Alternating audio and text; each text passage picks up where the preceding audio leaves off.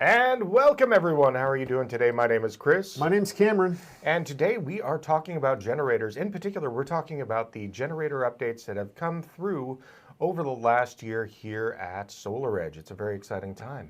Yeah, absolutely. And like first and foremost, it is generator season, if you will. Like hurricanes are coming, tornadoes are coming, the atmospheric conditions are just right. And so we need to be ready. So I thought it was a good time to talk about generators and what SolarEdge can do with generators. Fantastic. And just to let everybody know, there are a lot of really cool features that are available. And we've got a white paper that we will be sending out to each and every one of you attendees out there. If you are catching this later, say on YouTube, you'll find it in the description down below. And check out that white paper. Lots of really cool things to read there. Lots of great diagrams. Yep. Lots of really good information. So let's go ahead and kick it off. Let me hand it over to you. Yes, I'll dive in. So again, my name is Cameron Stewart. I'm Senior Technical Marketing Manager here at SolarEdge, and I manage all of our residential home energy storage devices. So your backup interface, your SolarEdge Home battery, load control, the SolarEdge fast mount, all of those things are under my purview. And again, I wanted to take this opportunity to really talk about generators and how we can integrate with them and the just level set where we're at. All right, so I think Chris is also going to jump from my presentation back and forth. So if you have any questions, Chris is monitoring the chat. So drop them into the chat and we can kind of go at those questions as we see fit, maybe at the end or during the presentation itself. So the SolarEdge Home ecosystem comprises of not only our SolarEdge Home optimizers or our Home Hub inverter, but also our SolarEdge Home battery. And we've just been piecemealing more and more components into the ecosystem to better leverage and utilize how homeowners use their energy. With our generator capability rollout, we did this in kind of 4 phases. Phase 0 is basically what everybody can do, which is connects your microgrid interconnection device on the supply side of the generator's transfer switch. So anybody can do that. Phase 1, phase 2, we had a interesting component change throughout the life cycle of the backup interface. So you're seeing ADI DSP and SolarEdge DSP. Basically, all that is the control chip that was changed. And so we went to a SolarEdge digital signal processor. That's what a DSP is. And so that impacted our generator capabilities when we went through that technological change, that hardware change. And we're still in like we're in phase 2 right now. So as you can see, that's firmware 4.21.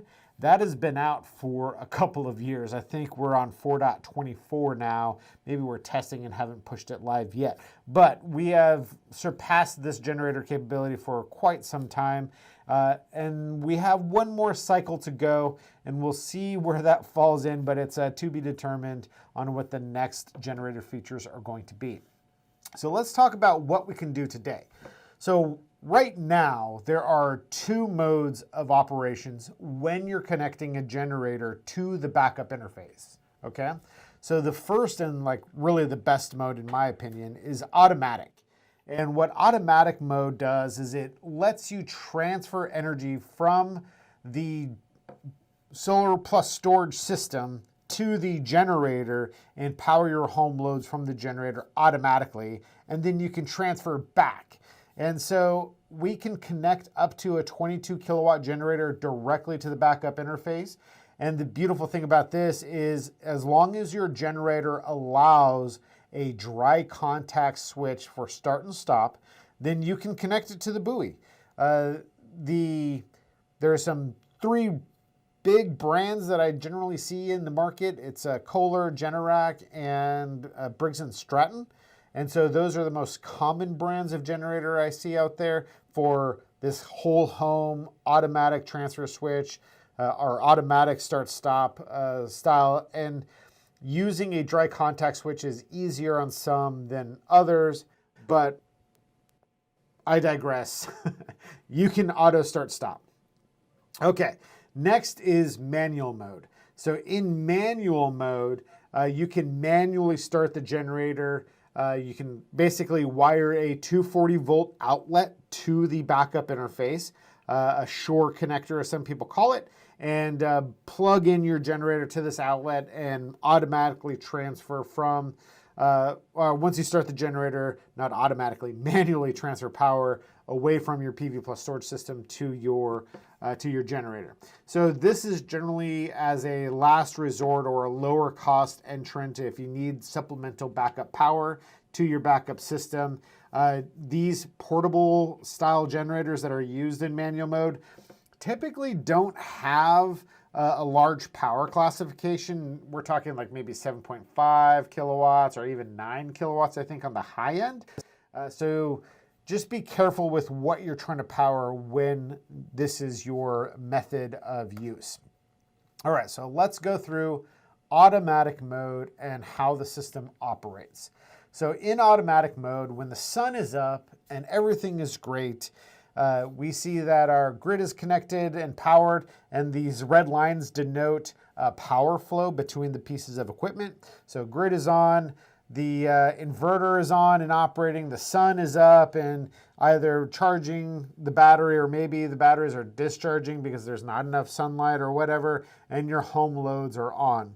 So this is how we would typically see our PV plus storage system operate on a day-to-day basis. But what happens when the grid goes down and you've set your generator to automatic mode? All right, so grid goes down. We see the PV plus storage system take over backup power. So this could be any system. It could be one inverter, two inverters, or three inverters. It could be anything, really. And you see that the inverter is providing home power to the home loads and the generator is still disconnected. Now, when the sun sets and maybe the battery is depleted completely, once the battery gets down to, by default, 12%, then the backup interface uses the dry contact switch and tells the generator to start. So the generator starts and provides power to the home loads. Okay, great. So what happens when the sun comes up? So inside the inverter, there is a relay, an AC grid connect relay, and we electrically isolate the inverter from the generator when the generator is running. So your batteries can still charge because we're DC coupled, and this is fundamentally different than how really anyone else does generator integration. And the benefit is we can start charging those batteries from very little sunlight. So the batteries start charging, they will get up to 88%, and we want basically a good state of charge for those batteries before we tell the generator to turn off. So we turn off the generator, then we resume solar plus storage, okay? And sorry, I don't have a graphic for that. So we'd resume solar plus storage. Oh yeah, here it is. We'd resume solar plus storage. And then once the grid is on, your system returns back to its preset configuration. So it could be a time of use mode, or it could be maximize self-consumption, whatever. But the point is we can automatically start and stop the generator based on the state of energy of the batteries and make sure that the home is always receiving energy. All right, so that is the key takeaway there. We can automatically start, stop, and transfer between generator and PV plus storage without any problems. All right, I know I was talking fast, so I'm going to try to slow down a little bit. Before we go into manual mode, I do have a confirmation from Greg with 2 Gs. He would like to confirm that currently the solar is not charging, or the generator is not charging the battery. That is correct. So we do not allow co-synchronization. That is when we sync the sine wave of the inverter to the sine wave of the generator. This is what we need to do to be able to charge the batteries. Now, generator sine waves are generally not as tight as we like. So it requires a little bit more software development. So there's no way to charge the battery directly from the generator, but that's not to say that when the generator is running, the batteries are not charging. They absolutely are charging if the sun is up and the generator is running. Very cool, thank you. Thank you, that's a very important distinction. Okay, so let's talk about manual mode.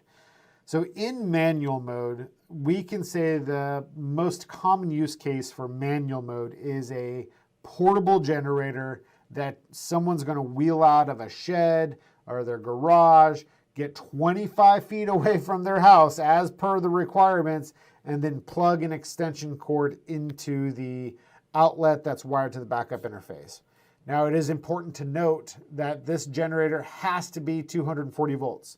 You cannot run a 120 volt generator in manual mode. It will not work. So make sure it's 240 volts. Looks like you want to say something. Nope. It's a very important distinction, though. All right, so portable mode is generally what I see used, or portable generators is generally what I see most often used for manual mode. But you can have a manual start generator that is hardwired to the backup interface. It's just manual start. And so I want to make sure that, like, let's say you have a 14 kilowatt generator that is manual start, you could still wire that to the backup interface and away you go. So how does manual mode differ from automatic mode? So first, let's go through the same scenario. Grid is on, everything's running, great, fantastic. Generator is off and or unplugged. Now the grid goes down, same thing. Inverter and battery provide energy to the home during the backup event. Great, we're providing backup power. Once the batteries deplete, that usually tells the homeowner, oh, my power is off. I need to go plug in my generator. So the homeowner can go out and then plug in their generator, manually start it, whatever, and provide backup power to their home from the generator. All right? Now, there is one important distinction that I need to make clear. In manual mode, there currently is no way to revert back to PV plus storage. The inverter still does the same thing. We have our AC relay open. We still charge the batteries, but when you're done using the generator, there's no signal to tell that generator relay to close or to open again and isolate the generator. So in manual mode, once you are running on generator, you are on generator until the grid is completely restored. So I always use this as a last-ditch effort. You just need to get through the next hour of your backup event, whatever it may be. You just need something, or it's an emergency and you're ready with fuel and you have all the supplies that you need. That is when you use manual mode, okay? What I see far too often for extended outages, people get worried and they're like, oh no, it's an extended outage. I'm expected to be without power for 3 days, 5 days, whatever, and my batteries are getting low. I'm going to start my generator. Well, we can usually count on the sun coming up the next day. Even during a hurricane, we know that the clouds will go away maybe after a day or two, and the sun will come back, and you will be able to provide a PV plus storage backup. But in a generator, it may not be easy to get gas. You may not be able to get fuel for your generator. That propane, I see those whole home generators, those propane generators use all of their supply within 1 to 2 days. So again, just make sure that you're thinking about your fuel source and access to that fuel source. Okay, so the generator is running, providing backup power. Once the grid is restored, we resume PV plus storage production, whatever it was, and the homeowner can then unplug the generator or turn off the generator if it's in manual mode. Okay. I do have one quick question from Anthony. Anthony would like to know, how does the inverter wake up in a multi-day scenario where you don't switch over to generator? Yeah, absolutely. So because we're DC coupled, all the optimizers need to see is 6 volts DC. All right. So once we start charging the batteries, if it's a multi-day scenario and there's no generator connected, when the battery reaches 20%, we resume PV plus storage production, okay? So the reason it's 88% when the generator is connected is we typically want to see a high state of energy so we can get through the entire night, the next night, so you're not turning on and off your generator constantly, right? So that's why we wait for a higher state of energy. Okay. So really quick, just to confirm, so if I don't want to go into manual mode, I can just wait until the next morning and my system, provided it's got PV, is just going to fire up again. yeah, absolutely. So it is for one of those super critical things where I know the grid's going to be coming back up the next morning. Yeah. Perfect. Yeah. So most often what I see in manual mode is people go to sleep with their lights on, and then maybe the system depletes while they're sleeping. And then, like if it's the summertime, which it is now, that's, you know, prime fire season, prime hurricane season. They wake up and they're like, oh man, the power's off. I'm going to go start the generator. And I would say just wait on that for like an hour, allow the system to turn on and provide backup power. And again, be sure that if it's an extended outage, that you have your fuel sources for your generators if you're going to be running them. Yeah, because myself and several SolarEdge employees were in a situation where we were without power for darn near 2 weeks. Yeah. It was a really big storm, and we were able to clear our systems, and it would just fire up the next day. Yeah, yeah. So if it's snow, like, yeah, go clear the snow off your solar panels, right? So I know we're not going to see snow right now in the northern hemisphere, so probably not the issue. But that is a really good safety concern you brought up, is make sure that if you are going to go into manual mode, make sure you do have enough fuel. Yeah. Because, yeah, I have seen in the past where those Generacs, they do run out of power within like 2 to 3 days, and if you can't get a propane truck up to refill it, Yeah. you're kind of in trouble. Yeah, exactly. Yeah. Okay, so that's manual mode.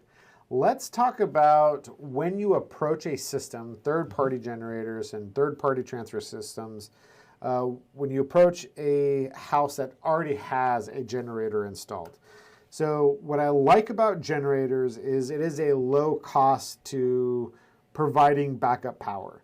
I'd say, you know, PV plus storage is still pretty expensive, and a generator providing the same amount of backup power is not nearly the cost of PV plus storage. Now, generators don't do all the on-grid, money-saving things that PV plus storage systems do.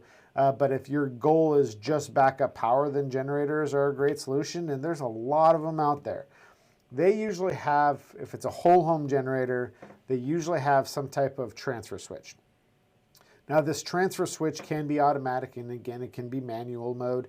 Manual transfer switches are typically what we call generator interlock devices that isolate the two breakers. So your main breaker can never be on when your generator is running, and your generator breaker can never be on when your main breaker is on. So it kind of locks those two breakers together, so they oppose one another. That way it's keeping everyone safe. But if you have a third-party automatic transfer switch, great. How you install a SolarEdge system on this is you put the backup interface on the supply side of this third-party transfer switch.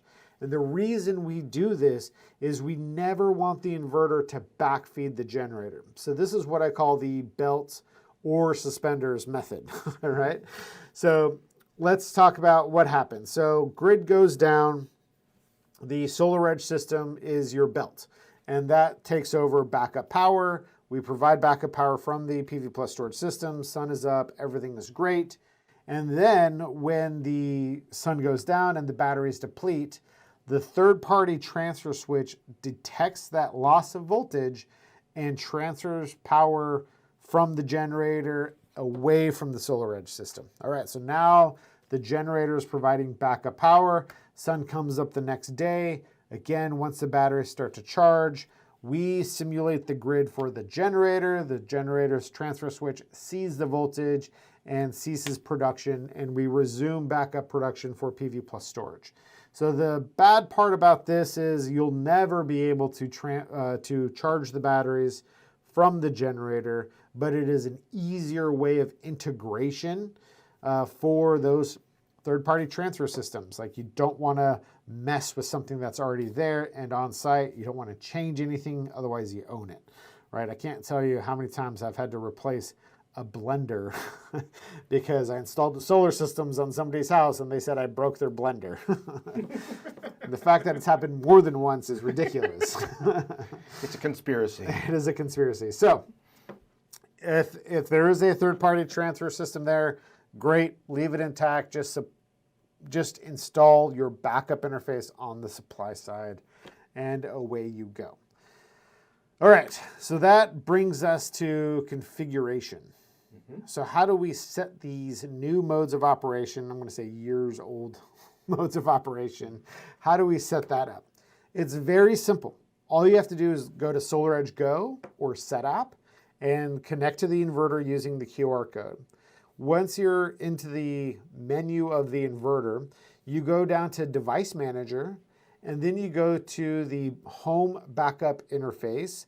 And then once you're in the Backup Interface section, you'll see Backup Generator Settings, and it's by default disabled. So then you enable manual mode or auto mode. If you enable automatic mode, it's going to ask you, do you want to use the default SOE threshold, or do you want to change your own state of energy threshold? What that's referring to is when we transfer power to the generator, when we want the generator to provide backup power and we turn it on. So the SOE threshold is 12%. I know my screen cap here says 1%. The default SOE threshold is 12%.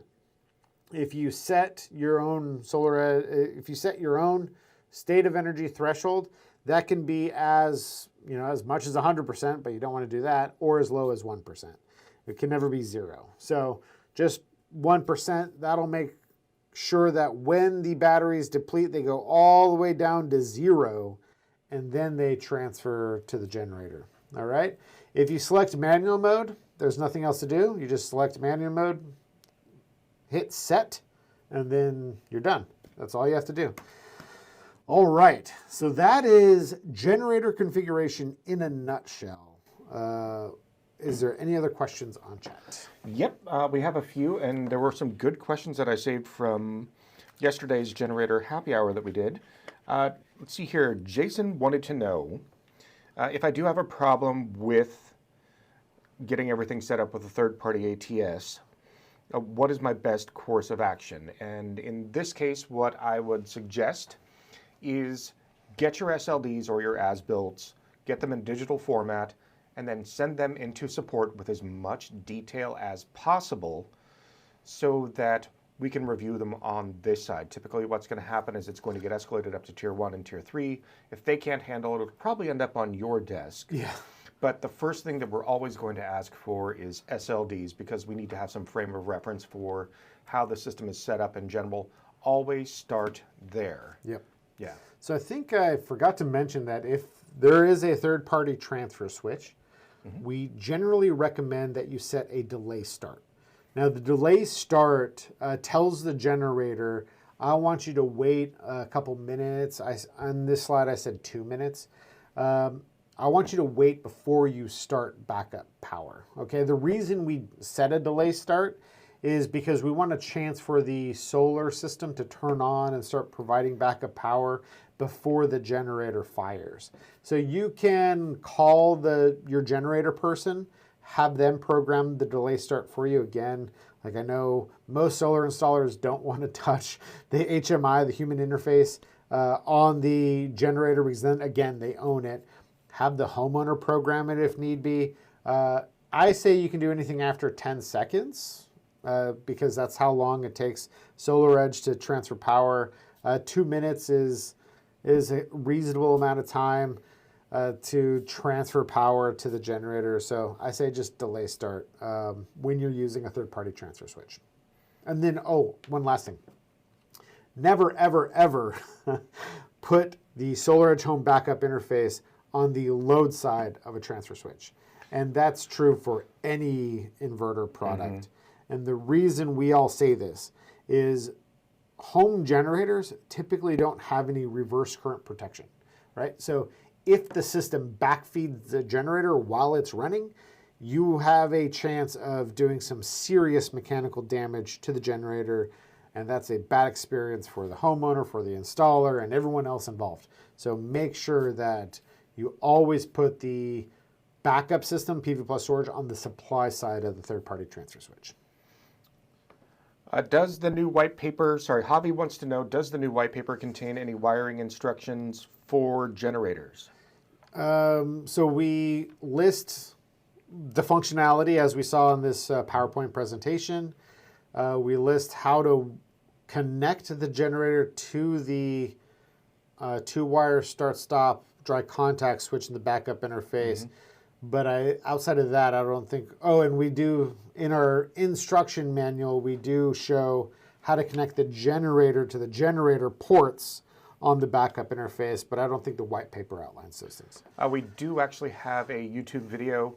Just search for, go to our YouTube channel, youtube.com/SolarEdge North America. Just search for generator.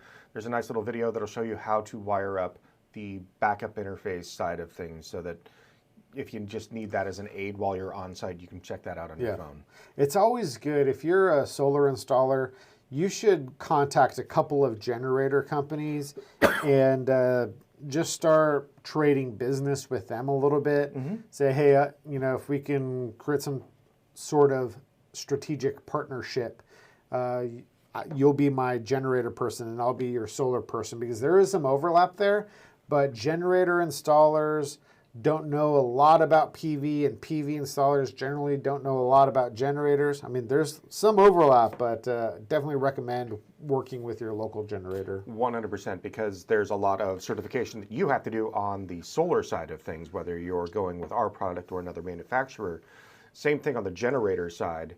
There are super secret squirrel codes that they have to enter to get into a lot of the administrative functions within there, and you have to go through all of that training. So being able to trade business back and forth with a generator dealer is great. Really Definitely cool. recommend that. Yeah. So if you're not gonna do the due diligence to become a generator certified installer yourself, then work with another company. Yeah, I know the cord wiring is really, really easy on the generator side. I know that specifically if you're working with the Generacs, there's a specific harness that you have to get to make this work, and so you need to talk with a Generac dealer to do that. That's right. Yeah.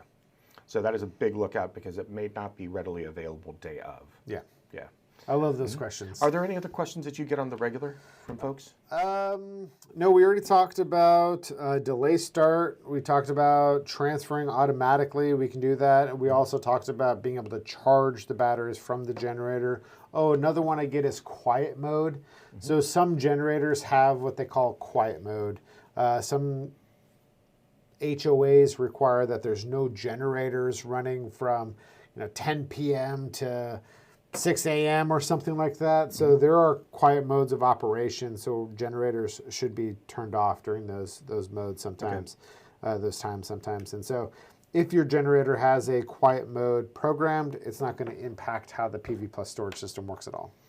Do you have a video or instructions on how to set that delay that you mentioned earlier? Unfortunately, it's different for every generator, and so you would have to work with your generator manufacturer. Okay, so it's done on the generator side of things, so yeah. Yeah, so log into the generator's menu, and then there should be, usually that's not a hidden setting. Like all generators should have, automatic generators should have a delay start setting, and so you just got to find it in their menu. Okay. Well, that brings us up to 10:30, and I'm not seeing any more questions come in, so that was a really enjoyable time. Thanks for chatting with us. Thanks for joining us today. My name is Chris. My name is Cameron. Stay sunny. And stay optimized. Have a great day.